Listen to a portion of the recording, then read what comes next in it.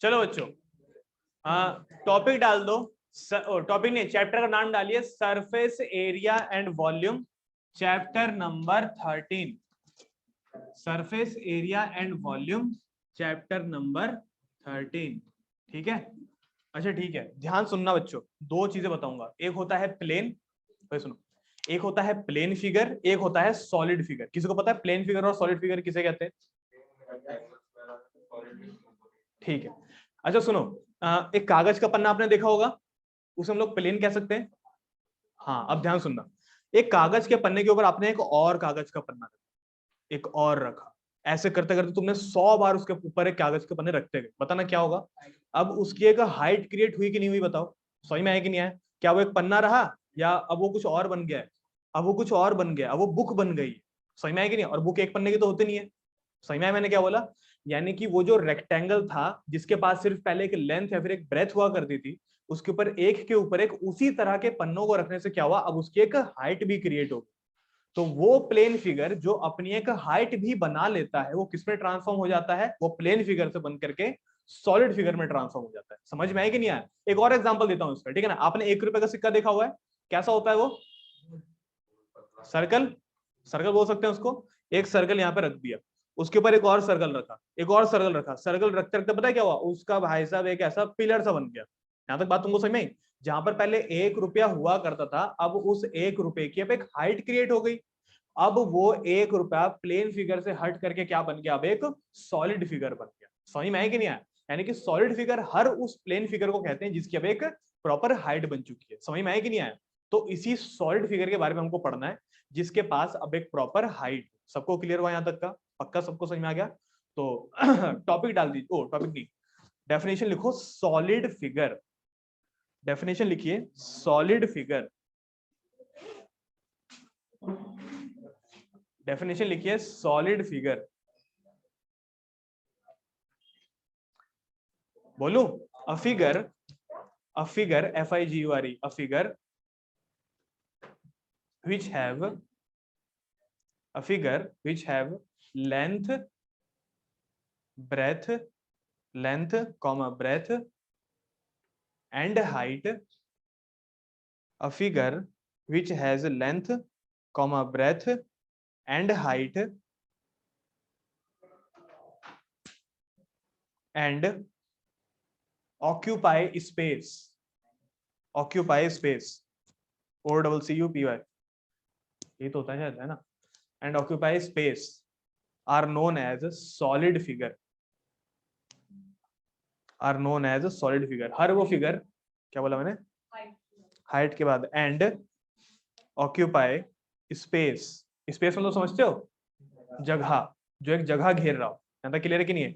जिसके पास length, breath और height हो, और जो प्रॉपर एक जगह घेर रहा हो, उसी को हम लोग क्या बुलाते हैं बच्चों? Solid figure. सबको समझ में आ गया यहाँ तक का क्या हुआ?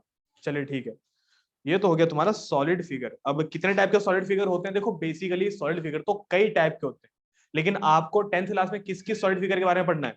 आपको 10th क्लास में कुल मिलाकर के 8 तरह के सॉलिड फिगर के बारे में पढ़ना है। कौन कौन से? एक होता है क्यूबॉइड, सुनो अभी नाम मत लिखना, पहले सुन लो ध्यान से। एक का नाम है क्यूबॉइड, एक का नाम है क्यूब, एक का नाम है सिलेंडर, एक का नाम है हेमिस्फेयर, एक का नाम है हेमिस्फेयर कोन, और एक का नाम है क्या बोलते हैं उसको? Hollow cylinder. यहाँ पे क्लियर है? एक और होता, उसे हम लोग बोलते थे फ्रस्टम, लेकिन वो अब तुम्हारे सिलेबस में से हटा दिया गया। यहाँ पे क्लियर है ना? 9th क्लास में है और अपना 10th क्लास में। यहाँ पे क्लियर है?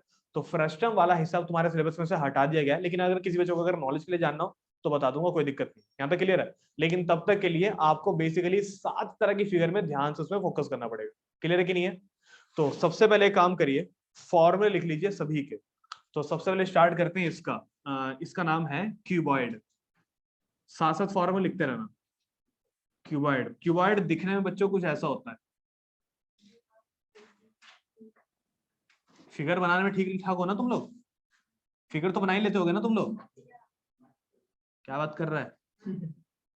फिर तो ठीक है। तो ये हो गई इसकी लेंथ, ये हो गई इसकी ब्रेथ, और ये हो गई इसकी हाइट। सबको दिखाई दे रहा है? लेंथ, ब्रेथ और हाइट। फॉर्मूला बनाना भी सिखा देता हूं आज, ठीक है ना? ये रहा क्यूबॉइड, क्यूबॉइड दिखने में कुछ ऐसा होता है। आओ निकालते हैं इसका लेटरल सरफेस एरिया। बच्चों आपको पता है लेटरल सरफेस एरिया किसे कहते हैं? लेटरल सरफेस एरिया का मतलब होता है क्या? और कर्व्ड सरफेस एरिया का मतलब lateral surface area. Lateral surface area का मतलब होता है चार दीवारों का एरिया। समझ में आया कि नहीं आया? बात समझ में यहाँ तक की चार दीवारों का जो कंबाइंड एरिया होता है ना, उसे हम लोग क्या बुलाते हैं? Lateral surface area. सबको क्लियर हो यहाँ तक का? क्यूबॉइड के केस में लेटरल सरफेस एरिया फॉर्मूला याद करना बहुत आसान है। देखो ऐसा करके, क्या आपको रेक्टेंगल का पेरीमीटर याद है बचपन में जो पढ़ाया था? मैं बताता हूँ क्या था। वो था ये 2l+b। लेकिन ये तो रेक्टेंगल के लिए यूज होता था, अब तो उस रेक्टेंगल की एक हाइट क्रिएट हो गई है, तो l+b इंटू में h, ये हो गया इसका लेटरल सरफेस एरिया। समझ में आया बच्चों की नहीं आया? रेक्टेंगल के पेरीमीटर को किससे मल्टीप्लाई कर दिया? उसके हाइट से। सबको क्लियर है यहां तक का? बच्चों रेक्टेंगल का एरिया क्या होता है?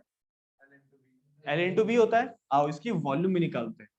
तो ये रही इसकी वॉल्यूम। रेक्टेंगल का एरिया होता है लेंथ इंटू ब्रेथ, लेकिन अब वो रेक्टेंगल तो रहा नहीं, अब उस रेक्टेंगल की क्या क्रिएट हो चुकी है? हाइट क्रिएट हो चुकी है। तो पता है क्या बन गया वो? अब बन गया वो ये length into breadth into height. यहां से आया वो फॉर्मूला। ये होता है एरिया और ये हो गया height, length into breadth into height. अब बात करते हैं टोटल सरफेस एरिया की। बच्चों ये बताओ कि यार लेटरल सरफेस एरिया में और टोटल सरफेस एरिया में क्या अंतर है? ऊपर दीवार, हाँ ठीक है। लेटरल सरफेस एरिया का मतलब होता है सिर्फ चार दीवारों का एरिया। टोटल सरफेस एरिया मतलब क्या होता है? चार दीवारी का एरिया प्लस छत का एरिया और फर्श का एरिया। बच्चों किसी भी तरह के क्यूआर्ड में छत और फर्श का एरिया बराबर होगा या अलग अलग होता है? बराबर होता है। अगर बराबर नहीं होता तो कुछ और ही बन जाएगा। ऐसा होता है घर वैसे? बताओ। होते हैं। पिरामिड नहीं देखे तुमने? पिरामिड, वो पता नहीं रहते थे नहीं रहते थे पता नहीं हमको, लेकिन उनका बेस एक स्क्वायर होता था, और वो स्क्वायर सारा का सारा क्या आपको ऊपर भी दिखाई देता था? नहीं, ऊपर वो सारा का सारा स्क्वायर किसी जाकर मिल जाता था? एक पॉइंट से जाकर के। यहाँ तक क्लियर है?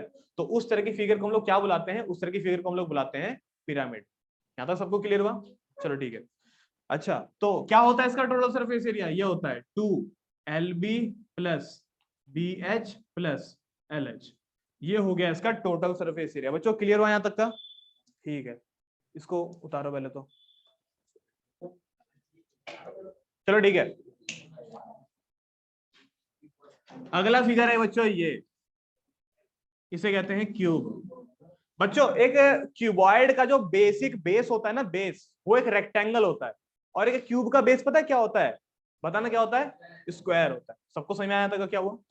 तो दिखने में कुछ ऐसा होता है, पता ही होगा यार तुमको। यार क्या बताऊं तुमको, मैं ज्यादा बताऊंगा तुमको, है ना? फिगर बना ले रहे हो तुम लोग? ठीक है भाई, कह रहा है इससे भी बढ़िया बन रही है। ये हो गई साइड ए, ये भी ए, और ये भी कितना हो गया? ए। यहाँ तक क्लियर है? तीनों साइड होगी इसकी। Lateral surface area, total surface area और वॉल्यूम। आओ बच्चों तुमको याद कराता हूँ। तुमको बेसिक स्क्वायर का फॉर्मूला याद है ना? वही स्क्वायर का पेरीमीटर क्या होता है बताना जरा?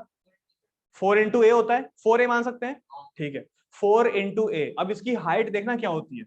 स्क्वायर का पेरीमीटर होता है 4a। मैंने यहाँ पर भी वही करा था ना, रेक्टेंगल के पेरीमीटर को किससे मल्टीप्लाई कर दिया था? हाइट से। यहाँ पर भी वही करूंगा, स्क्वायर के पेरीमीटर को मल्टीप्लाई कर दूंगा उसकी हाइट से। अरे लेकिन ये क्या, इसकी हाइट तो इसके साइड के ही बराबर है, तो 4 इंटू हाइट नहीं, 4a इंटू ए।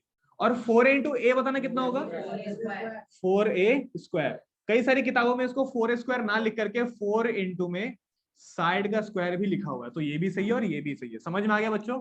आओ बात करते हैं इसके वॉल्यूम की। बच्चों स्क्वायर का पेरीमीटर होता है 4a, और स्क्वायर की एरिया क्या होता है? स्क्वायर का एरिया a² होता है। a² होता है ना, a²। यहाँ पर भी हमने क्या करा था? रेक्टेंगल के एरिया को किससे मल्टीप्लाई कर दिया था? हाइट से। यहाँ पर भी वही करूंगा, स्क्वायर के एरिया को मल्टीप्लाई कर दूंगा उसके हाइट से, है कि नहीं? और उसकी हाइट किसके बराबर होती है? उसके साइड के ही बराबर होती है। तो a² इंटू में a क्या बन गया? a का क्यूब। सबको क्लियर है यहां तक का? अरे देख रहे हो? ठीक है, a का क्यूब। अब टोटल सरफेस एरिया, बच्चों ध्यान से सुनना। टोटल सरफेस एरिया तो देखो, टोटल सरफेस एरिया मतलब होता है चार दीवारी का एरिया प्लस में छत का एरिया और फर्श का एरिया। छत का एरिया और फर्श का एरिया पता है किसके बराबर आएगा? बताना किसके बराबर आएगा? स्क्वायर है, और स्क्वायर का एरिया किसके बराबर आता है? a² के बराबर आता है। चार दीवारी का एरिया हो गया 4a²। ऊपर वाला इंक्लूड करना 5a², नीचे वाला इंक्लूड करना 6a²। तो कुल मिलाकर के टोटल सरफेस एरिया कितना हो गया इसका 6a²। यहाँ पे क्लियर है? एक स्क्वायर के पास या फिर एक क्यूबॉइड के पास कुल मिलाकर के कितने फेस होते हैं बताना जरा एक बार। 6 फेस होते हैं। यहाँ पे क्लियर है? हर फेस का एरिया a², तो 6 फेस का एरिया 6a²। क्लियर यहाँ तक? थोड़ा लॉजिक लगा करके फॉर्मूला याद करोगे ना तो कसम से बता रहा हूँ याद भी कर पाओगे, किसी को समझा भी पाओगे। सही में आया? कुछ पूछ रहा है क्या? ऐसे हाथ ऊपर आ जाते हैं तेरे। शाहरुख खान हो रहा है तू? अबे शाहरुख खान पूछा है बस मैंने तो। है? हाँ वो तुम्हारे ऊपर है यार, कैसे चीजों को देखते हो। अच्छा देखो, कौन बोला फिर? देखो ये सिलेंडर, सिलेंडर बच्चों, सिलेंडर का बेस कैसा होता है बताना जरा। सिलेंडर का बेस सर्कल होता है, और अगर उसकी भी एक हाइट क्रिएट कर दी जाए तो क्या बन जाएगा? एक सिलेंडर बन जाएगा। यहाँ पे क्लियर है? सर्कल की एक हाइट क्रिएट कर दिया, वो क्या बन गया? एक सिलेंडर बन गया। यहाँ पे क्लियर है? अच्छा, सिलेंडर का total surface area, curved surface area, volume कैसे निकालोगे? बहुत सिंपल है। अगर सर्कल के बारे में सब कुछ पता है तो सिलेंडर के बारे में भी सब कुछ पता होगा। देखो ऐसा करके, ये रहा सिलेंडर, बना लोगे ना?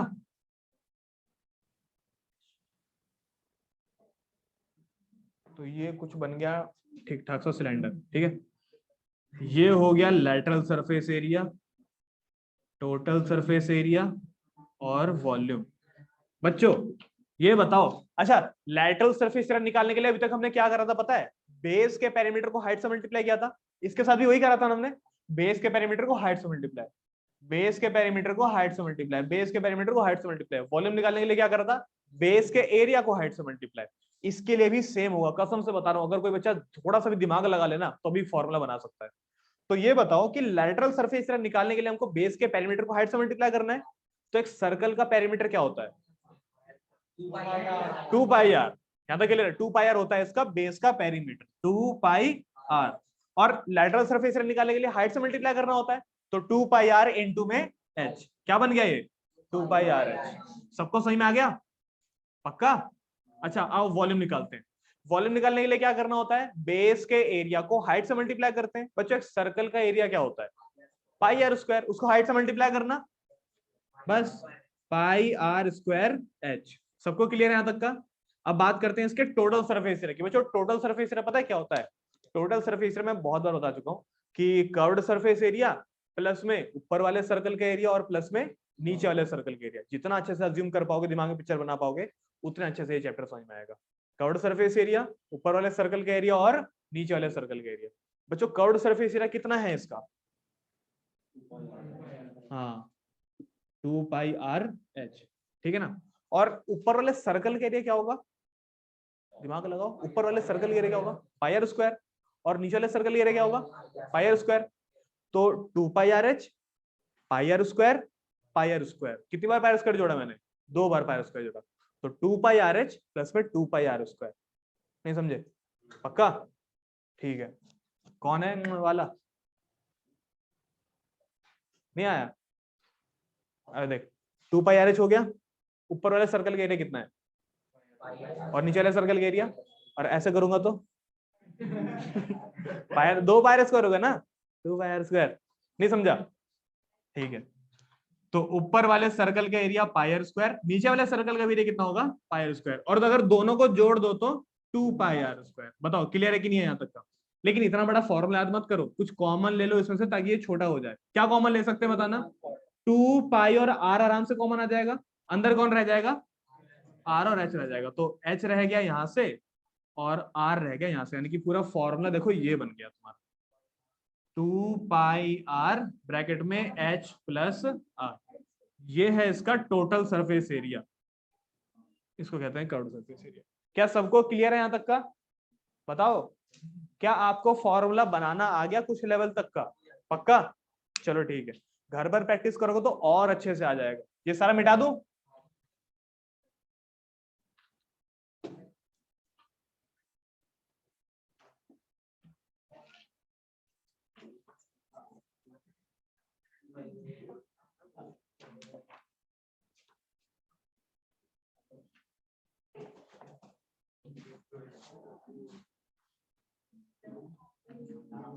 देखिए, अरे बोर्ड पे देखो,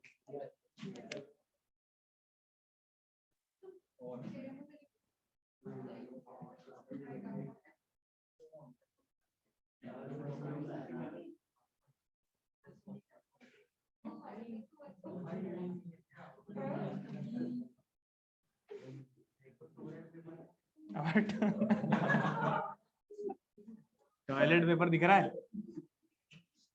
इंडिया में नहीं चलता टॉयलेट पेपर।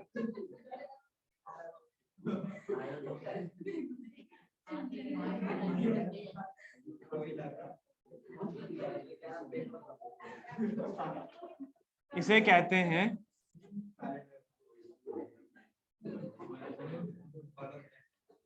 Hollow cylinder. क्या बुलाते हैं इसको? Hollow cylinder. ठीक है। अबे इंडिया में टॉयलेट पर इस्तेमाल थोड़ी करते हैं यार। इंडिया में जो है काफी मसाले वाला खाना खाया जाता है, तो टॉयलेट पेपर तो आग पकड़ लेगा ना। इधर देखो, इधर देखिए, कर्व्ड सरफेस एरिया और क्या कहते हैं, टोटल सरफेस एरिया, और क्या होता है, वॉल्यूम। आइए निकालते हैं बच्चों। सर्कल तो आपको याद ही होगा, लेकिन अब आपको सर्कल के बारे में नहीं, अब आपको रिंग के बारे में पता है कि नहीं पता, बताओ। रिंग, रिंग की फिगर कुछ ऐसी होती है। ये मिटाना पड़ेगा यार, कहाँ बनाऊं, पूरा बोर्ड घिरा हुआ है। ये रहा, सबको दिखाई दे रहा है? ठीक है, ये है सर्कल और ये क्या है, ये है रिंग। ठीक है, ओए सुनो सुनो, तो देखो यार, ये है सर्कल तुम्हारा पूरा, और ये क्या होगा तुम्हारा रिंग। रिंग पूरे सर्कल का एरिया कवर नहीं करता, वो कहाँ कहाँ का एरिया कवर करता है, सिर्फ बाउंड्री से जो चिपके होते हैं। यहाँ पे क्लियर है? सिर्फ इतना एरिया जो मैंने शेड किया हुआ है ना, बस इतना ही एरिया को हम लोग क्या बुलाते हैं, रिंग। सबको क्लियर है यहाँ तक का? अब इस रिंग का एरिया कैसे निकालोगे बच्चों, ध्यान समझना। एक रिंग के पास ना दो तरह की रेडियस होती है, एक होती है उसकी इनर रेडियस, एक होती है उसकी आउटर रेडियस। इनर रेडियस को मैं प्यार से नाम देता हूं छोटा आर, और आउटर रेडियस को मैं प्यार से नाम देता हूं कैपिटल आर। सबको दिखाई दे रहा है? स्मॉल आर और कैपिटल आर, सबको दिखाई दे रहा है बच्चों? अगर आपको बस इतना इतना एरिया निकालना हो, सिर्फ शेडेड रीजन निकालना हो, कैसे निकालोगे आप लोग? सिर्फ शेडेड रीजन निकालना हो, कैसे निकालोगे आप लोग, बताओ? बिल्कुल सही है, बड़े वाले सर्कल में से। अगर मैं बड़े वाले सर्कल के एरिया निकालूंगा ना, तो मेरे को पूरा शेड करना पड़ेगा, है कि नहीं, बताओ? अगर मैं छोटे वाले सर्कल के एरिया निकालूंगा, तो मेरे को छोटा वाला एरिया शेड करना पड़ेगा। और अगर मैं बड़े वाले सर्कल में से छोटे वाले सर्कल को हटा दूं, पता है क्या करना पड़ेगा? दोनों का कॉमन शेडेड एरिया मिटाना पड़ेगा, है कि नहीं? और जब आपने दोनों का कॉमन शेडेड एरिया मिटा दिया ना, जो एरिया बचेगा वही होगा तुम्हारा एरिया ऑफ रिंग। नहीं आई बात समझ में? पक्का क्लियर है? तो आपने बड़े वाले सर्कल के एरिया में से छोटे वाले सर्कल के एरिया क्या कर दिया, माइनस कर दिया। सबको क्लियर है यहां तक का? ठीक है, अब इसको याद रखना यार, ठीक है ना, इसको याद रखना। पाई बड़ा आर स्क्वायर माइनस पाई छोटा आर स्क्वायर होता है एरिया ऑफ रिंग। अरे मत करो बातें, फिर देखो। ठीक है, देखते हैं, पता लगाते हैं सबसे पहले इसका कर्व्ड सरफेस एरिया। बच्चों इसके पास ना एक कर्व्ड सरफेस एरिया नहीं होता, इसके पास होते हैं दो कर्व्ड सरफेस एरिया। देखो कैसे करके, एक होता है इस सिलेंडर का आउटर कर्व्ड सरफेस एरिया, और एक होता है इसका इनर कर्व्ड सरफेस एरिया। समझ में आया कि नहीं आया? नहीं समझे बात को? तुमने सेलोटेप देखा है कभी? सेलोटेप, सेलोटेप ऐसे ही तो होता है, एक हॉलो सिलेंडर ही तो होता है वो। एक वो एरिया होता है जहां पर आपके कहते हैं टेप चिपकी हुई होती है, एक हो गया उसका वो आउटर कर्व्ड सरफेस एरिया, और एक इनर वाला भी तो होता है ना, वो हो गया उसका inner curved surface area. Outer curved surface area बाहर वाले का रेडियस इस्तेमाल करता है, और inner curved surface area inner radius इस्तेमाल करता है। सबको समझ में आया कि नहीं आया? तो इसके पास ना दो कर्व्ड सरफेस एरिया होते हैं, तो एक होता है इसका outer outer curved surface area. तो चलो मान लेते हैं कि यार इसका जो आउटर रेडियस है वो है कैपिटल आर, और जो इनर रेडियस है वो है स्मॉल आर, और इसकी जो हाइट है वो क्या मान ली हमने, एच मान ली। सबको क्लियर है यहां तक का? बच्चों आउटर कर्व्ड सरफेस एरिया के लिए 2 पाई, ये फॉर्मूला दिख रहा है सबको? यही फॉर्मूला लिखूंगा मैं, 2 पाई आर एच। सबको क्लियर है? लेकिन यहाँ पर क्योंकि ये आउटर के बारे में बात हो रही है, तो यहाँ पर स्मॉल आर हटा करके क्या लिख दो, कैपिटल आर। सबको समझ में आया कि नहीं आया? तो कैपिटल आर आ गया, यानी कि अब ये किसका एरिया हो गया, बाहर वाले का कर्व्ड सरफेस एरिया। अच्छा, अंदर वाले के निकालने के लिए क्या करें, ये देखो, ये करो, कर्व्ड सरफेस एरिया इनर। ठीक है ना, इनर का कैसे निकालोगे? तो सेम फॉर्मूला है, 2 पाई अंदर वाले